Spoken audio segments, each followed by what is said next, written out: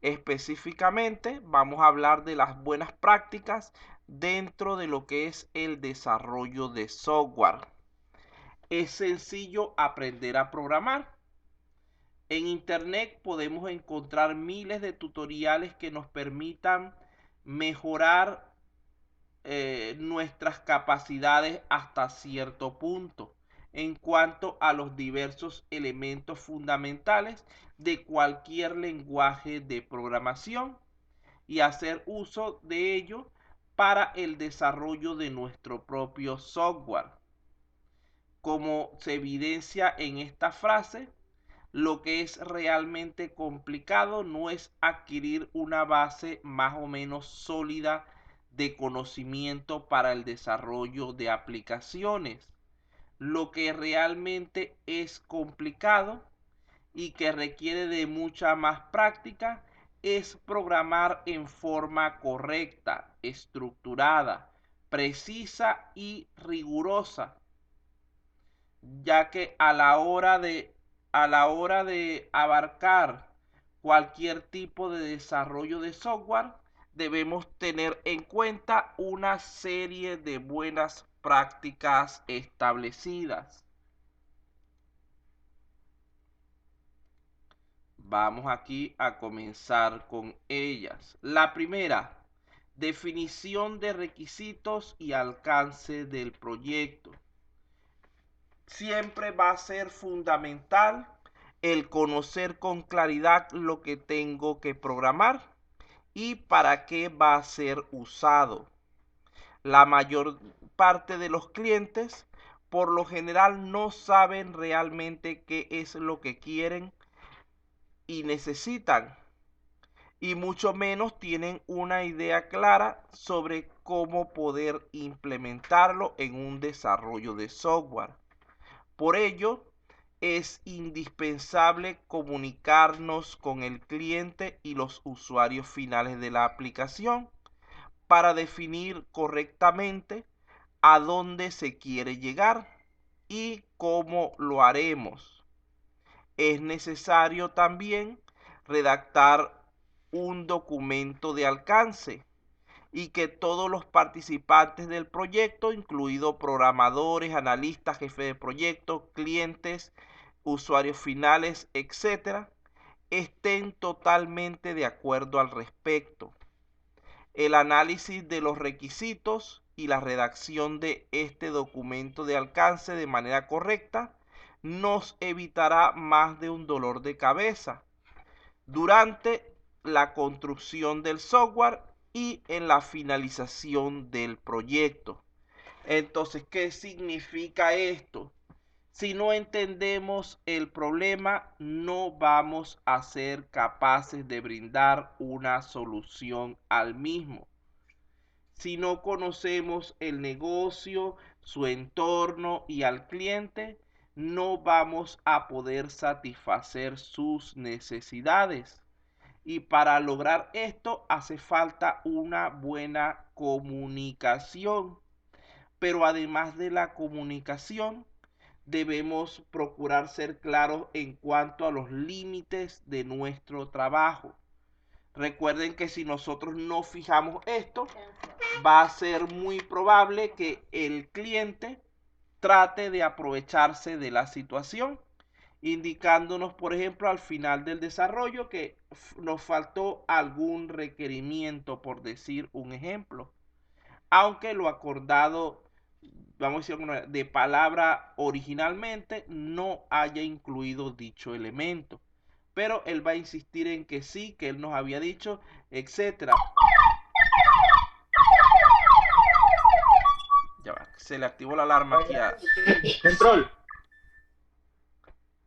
Ajá, se le activó la alarma al carro a alguien. Bueno, entonces, el cliente va siempre a buscar tener mayores beneficios que lo pautado por el mismo precio. Si nosotros no lo hacemos, que nos firme un documento donde se establezca claramente los límites de nuestro trabajo, nos van a poner, por decirlo de alguna manera, a trabajar eternamente. Siempre se les va a ocurrir un nuevo requerimiento y no va a querer pagar por el trabajo adicional. Por otra parte, también teníamos lo que son los desarrolladores vivos, flojos, que en ciertos casos omitían ciertos elementos solicitados por el cliente de manera intencional, porque les parecían demasiado complejos de realizar, etcétera. Y al final terminaban diciéndole al cliente que eso era lo que habían acordado. Vean que son dos situaciones que no son para nada correctas y que se pueden evitar mediante un buen documento de requisitos y alcance. Entonces, eso es lo primero. Definir bien las cosas y hacerlo por escrito para que haya el compromiso de ambas partes con respecto a lo que se va a hacer. La segunda buena práctica: dividir los desarrollos en fases o entregables. Esto está relacionado con la estrategia de divide y vencerás.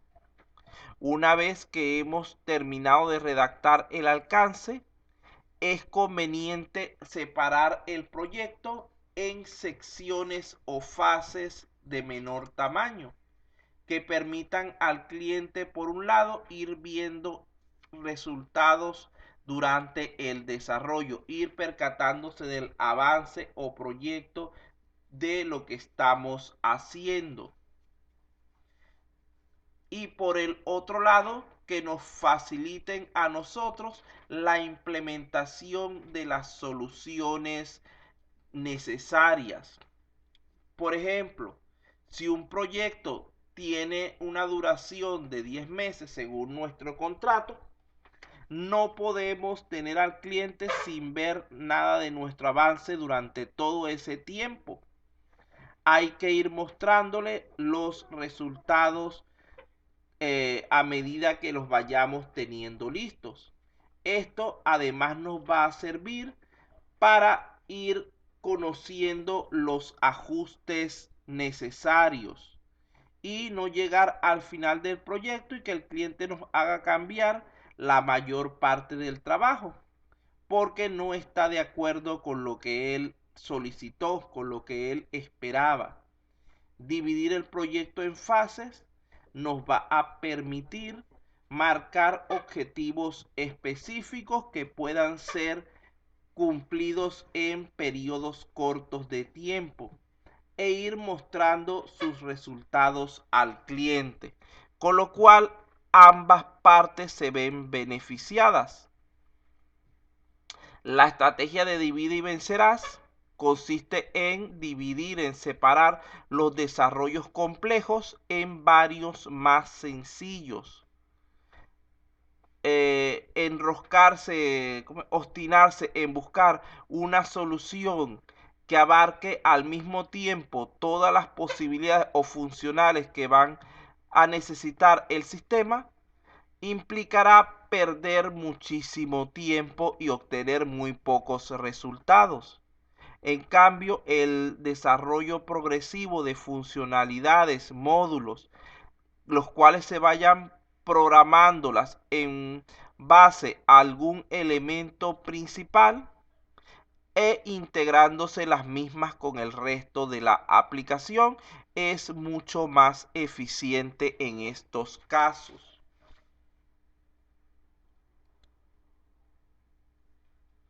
Después de esto, nuestra siguiente buena práctica sería elegir una interfaz de trabajo que se adapte a las necesidades específicas del caso.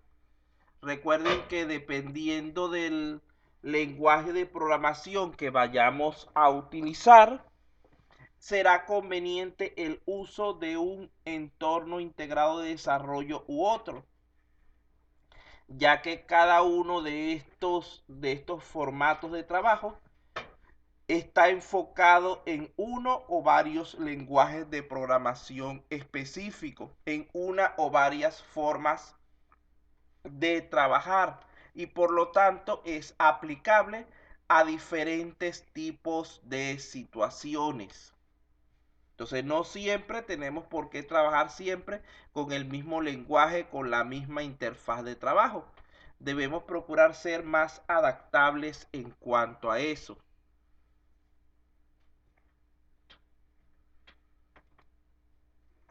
Aquí tenemos otro elemento importante, el cual es la estandarización, que es de lo que estábamos hablando al principio. Nosotros debemos procurar estandarizar las reglas de desarrollo, es decir, definir nuestra forma de trabajar en base a criterios preestablecidos. Debemos fijar una forma de llamar y definir las funciones, una forma de nombrar las variables, los archivos, los atributos. Recuerden que un buen código nos va a permitir siempre distinguir fácilmente sus diversos elementos. Va a ser bastante más comprensible. Esto incluye el uso de sangrías, de metodologías camel o subguionadas, de comentarios, etcétera. No pensemos que nosotros vamos a solucionar esa aplicación y vamos a salir de ella. Muchas veces un desarrollo de software puede llevarnos a la necesidad de bastante tiempo después tener que volver a revisar su contenido. Y si no lo hemos comentado correctamente, no lo hemos estandarizado correctamente, nos va a costar mayor trabajo implementar cualquier tipo de solución a sus problemas. Vean, por ejemplo, aquí. Imaginemos que tenemos un montón de cajas. Un código que no sigue normas adecuadas de normalización resulta más complicado de mantener. Imagínense lo que sería guardar en un mismo almacén un montón de cajas de diferentes formas y tamaños. Esto requeriría un enorme esfuerzo logístico. Pero si todas las cajas son iguales o al menos bastante parecidas, el trabajo se reduciría significativamente. Vean que en el primer caso no podemos cuadrar bien las cajas porque tienen diferentes formas, diferentes tamaños.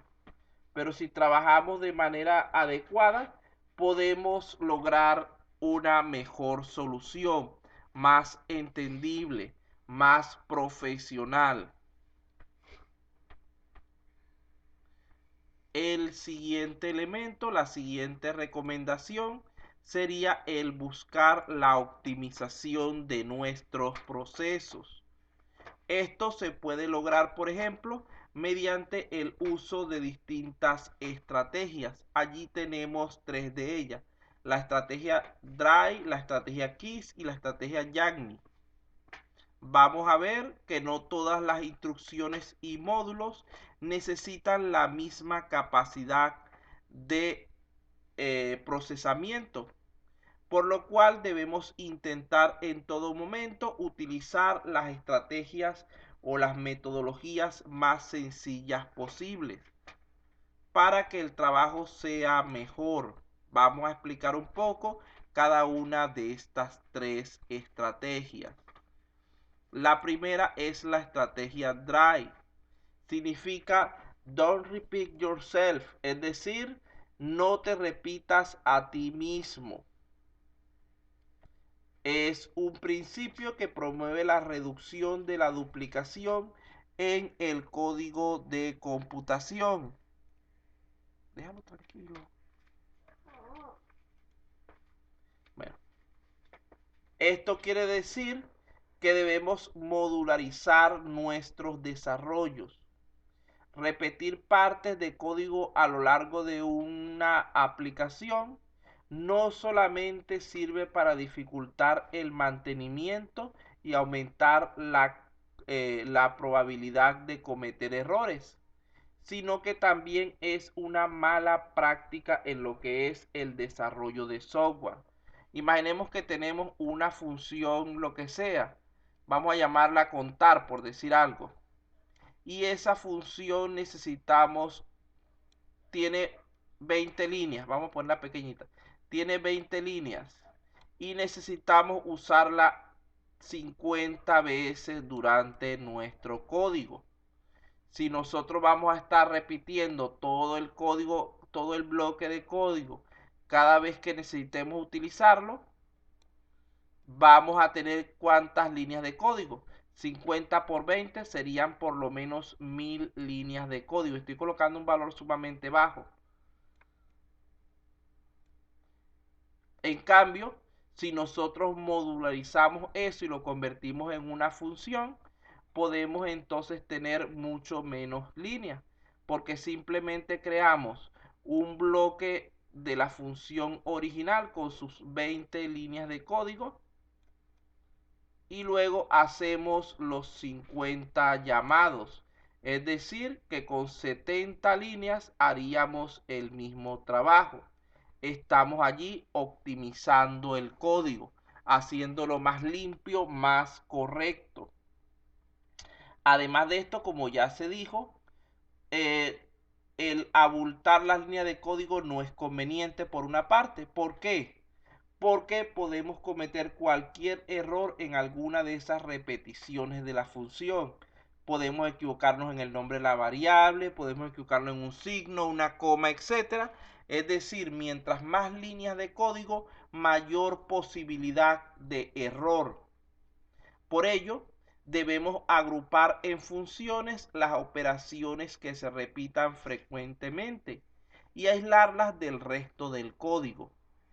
El esfuerzo necesario para el mantenimiento del código fuente mediante esta estrategia va a disminuir significativamente.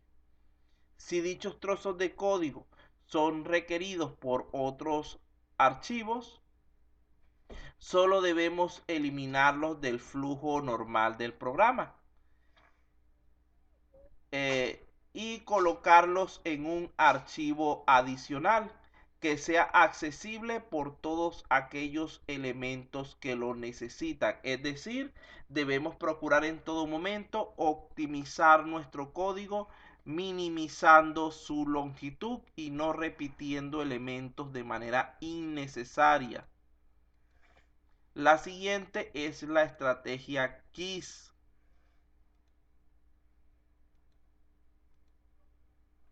Esta estrategia es bastante sencilla.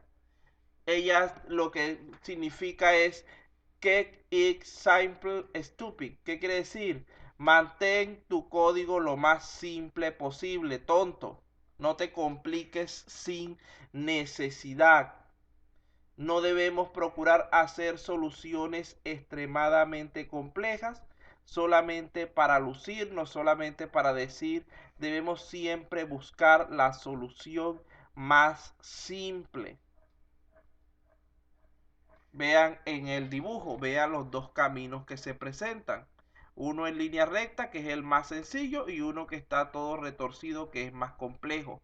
Muchas veces nuestros programas terminamos buscando porque creemos que demasiado sencilla la solución no va a funcionar, y generalmente las soluciones más sencillas son las que prestan mejores resultados. La siguiente sería la estrategia YAGNI. Fíjense lo siguiente.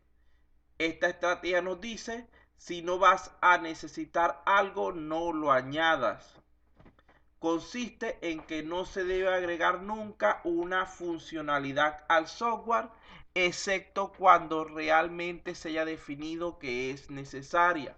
No añadamos elementos para su utilización en el futuro, ya que la tentación de escribir código que no es necesario es sumamente normal, pero pensando en lo que podría ser útil en un futuro. Esto tiene ciertas desventajas. Por una parte, cuando se desarrollan nuevas funcionalidades adicionales innecesarias, se suele sacrificar el tiempo que se pudo haber destinado a las funcionalidades que no solicitaron, y al final de cuentas podemos caer en problemas de atraso en el proyecto. En segundo lugar, las nuevas características que se construyan deben ser depuradas, documentadas y soportadas. Y esto representa otro costo y otra pérdida de trabajo y tiempo.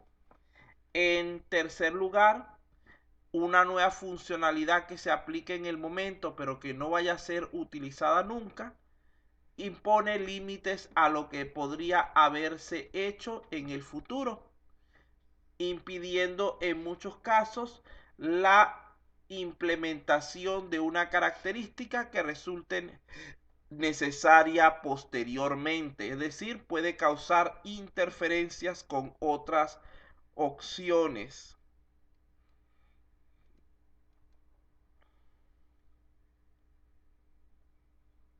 Vamos con lo que sería la siguiente buena práctica. La siguiente se llama no inventes.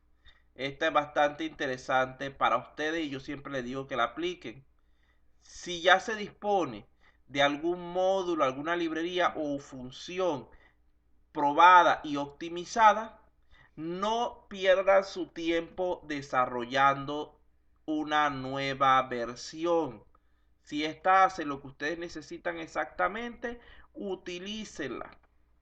Recuerden que las interfaces de desarrollo actuales disponen de múltiples librerías que nos van a ayudar a ese respecto, permitiéndonos ahorrar tiempos y esfuerzos considerables.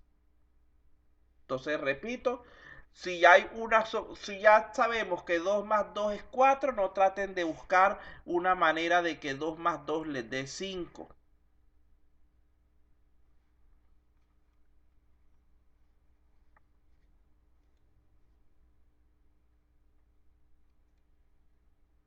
Aquí tenemos una que yo siempre les digo. Para facilitar las modificaciones y el mantenimiento de nuestros programas es necesario comentarlo adecuadamente. Aunque un buen código no debería necesitar comentarios, siempre es bueno colocarle los que hagan falta. En este caso, debemos redactar sentencias simples e intentar elaborar la solución o la explicación en una manera sencilla y corta. Cuanto más corta sea, menos errores se producirán y más fácil será localizarlos y solventarlos. Mientras más grande la solución, más grande debería ser la cantidad de comentarios para ayudar a la comprensión de la misma. Veamos lo que dice aquí en los dos elementos que están en pantalla. El primero es algo que siempre yo te lo he dicho 1000 veces. Comenta tu código. Y en la caricatura que está del lado derecho, le pregunta el profesor al alumno, eh, ¿por qué estás posteando tu código fuente en Facebook? Por supuesto, lo estoy haciendo y se le queda viendo. Recuerde que usted me dijo que necesitaba más comentarios. Él ni siquiera tenía una idea clara de lo que significaba un comentario en el código.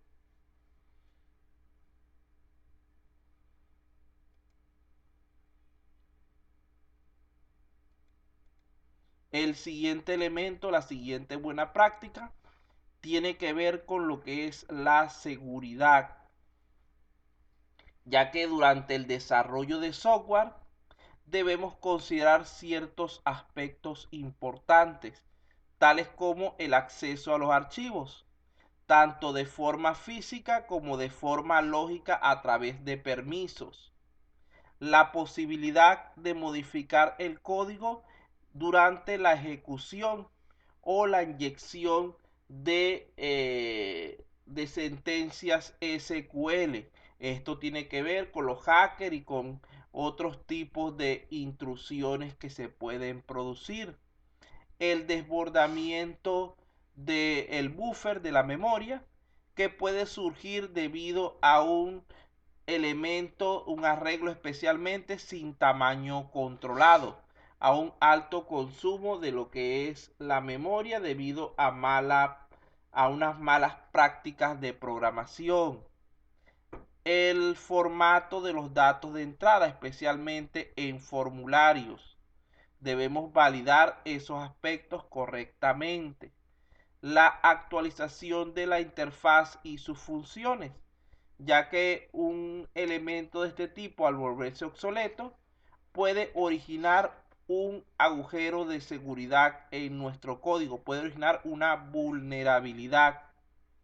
El uso de contraseñas en el código, las cuales deben estar cifradas, así como también el acceso a la base de datos. Otra buena práctica a la que muchas veces no le prestamos demasiada atención es el testeo o prueba del código. Es necesario realizar muchas pruebas durante el proceso de desarrollo de software y especialmente al final del mismo. Por lo tanto, debemos preparar un conjunto de casos de prueba que se puedan ejecutar en cualquier momento en que sean necesarios, ya que muchas veces el ajuste o modificación de ciertos elementos provoca incongruencia en otros. Con nuestras pruebas de regresión, en este caso, podemos solucionar a este respecto. Entonces, debemos probar, no es que solucionamos aquí y seguimos adelante. Solucionamos aquí y probamos todo lo que lo que puede haber sido afectado por dicho cambio. Tenemos entonces también lo que es la documentación. Durante los desarrollos de software debemos procurar documentar todo lo que vayamos haciendo para así no solo facilitar el entendimiento del desarrollo, sino también el funcionamiento del sistema para el personal del proyecto y para futuras personas que tengan que trabajar en él. Con esta documentación, no garantizamos, con esta serie de documentación, no, con esta serie de buenas prácticas, garantizamos una mejor metodología a la hora de desarrollar, lo cual nos va a permitir obtener grandes beneficios si seguimos y cumplimos con los elementos indicados anteriormente. Por esto, vale la pena invertir cierto tiempo en lo que es la definición previa y el desarrollo del proyecto e ir aplicando las buenas prácticas a medida que vayamos avanzando en él, ya que esto nos va a facilitar tres aspectos fundamentales. En primer lugar, lo que es el mantenimiento. Recuerden que una vez finalizado el código y puesto en producción, es normal tener que hacer ajustes o pequeñas modificaciones para satisfacer necesidades puntuales del usuario. Si durante el desarrollo del sistema se han seguido las pautas correctas, las buenas prácticas, el tiempo dedicado al mantenimiento posterior será mucho menor.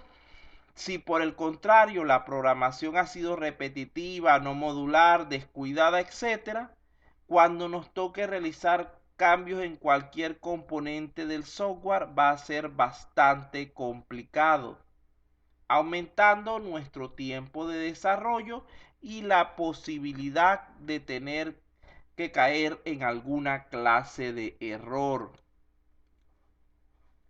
En segundo lugar, nos va a facilitar la escalabilidad.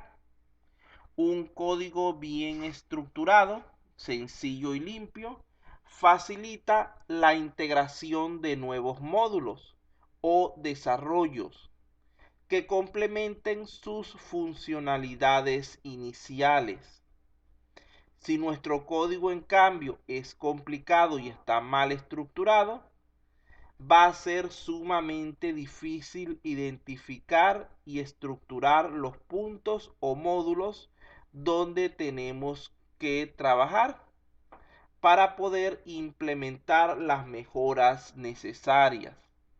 Entonces, un código donde no se preste atención a las buenas prácticas va a ser más difícil conseguir donde vamos a tener que hacer los cambios para lograr las actualizaciones que se necesiten. En tercer lugar, esto nos va a facilitar el testeo, la localización y la resolución de errores. Recuerden que realizar pruebas en nuestros programas es una de las partes más importantes del proceso, por no decir que es tan importante como el desarrollo del sistema en sí, ya que debemos comprobar que la aplicación funciona según los requisitos, y esto es esencial para presentarle al cliente un producto de calidad y acorde con sus necesidades reales. Hay que realizar pruebas tanto durante el desarrollo del software como al final del mismo. No debemos limitarnos a probar solamente al final del desarrollo, porque recuerden que los errores generalmente tienen carácter acumulativo. Mientras más tiempo va pasando, mientras más vamos avanzando en el código, si dejamos un error sin corregir, es muy probable que ese nos vaya generando otro y otro, hasta que al final de cuentas, cuando lleguemos al término de nuestro proceso de desarrollo, la cantidad de errores sea tan grande que resulte imposible que nuestra aplicación sea aceptada al no cumplir con los estándares de calidad necesarios. Bueno, muchachos, no hablaron nada en el día de hoy, no sé qué les pasó. Ya hasta aquí llegaría nuestro contenido de la noche. Si tienen alguna duda, alguna consulta, por favor aprovechen que aún tenemos 10 minutos para ello.